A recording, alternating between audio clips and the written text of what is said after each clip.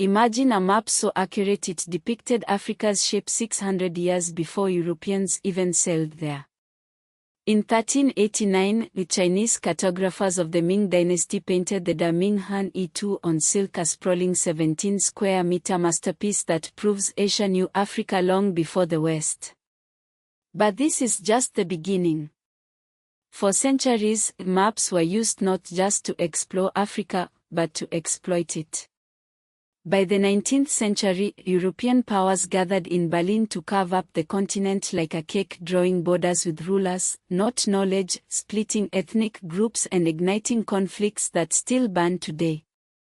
The Sahara was once green, the Nile's source was a myth, and the coast of Kenya hid one of the largest slave ports in history.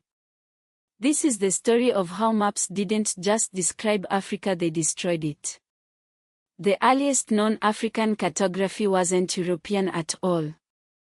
Ancient Egyptians like Imhotep sketched the land as early as 1500 BC, though the evidence is debated.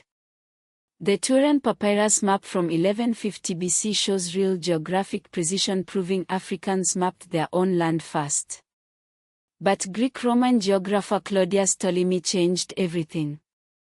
His 2nd century geographia placed the Nile's origin at the fictional Mountains of the Moon, a lie that misled explorers for 1,400 years. When his work reached Europe after the fall of Byzantium in 1453, it became gospel. Meanwhile, Arab and Chinese traders knew better.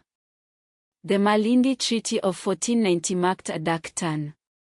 Portuguese explorers formalized trade with Kenya's coast, but their maps soon charted slave routes.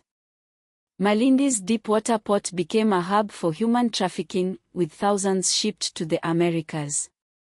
Maps shifted from tools of trade to blueprints for extraction, rivers marked for gold, coasts labeled for slaves. The 17th century brought the blank interior strategy. European maps showed precise coastlines but left the heart of Africa empty, propagating the myth of Tyrannalayas, land free for the taking. They filled voids with monsters, dog-headed men, dragons, and exaggerated mountains. These weren't mistakes. They were propaganda.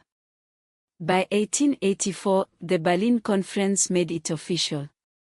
Without a single African in the room, Europe partitioned the continent. Kingdoms like the Ashanti and Zulu vanished from maps, replaced by arbitrary lines. The result? By 1900, 90% of Africa was colonized. Angola only broke free in 1975, the last domino to fall. Today, these fake borders fuel wars. The Somali people are split between 3 nations. The Sahel burns with conflicts rooted in colonial divisions. But the story isn't over.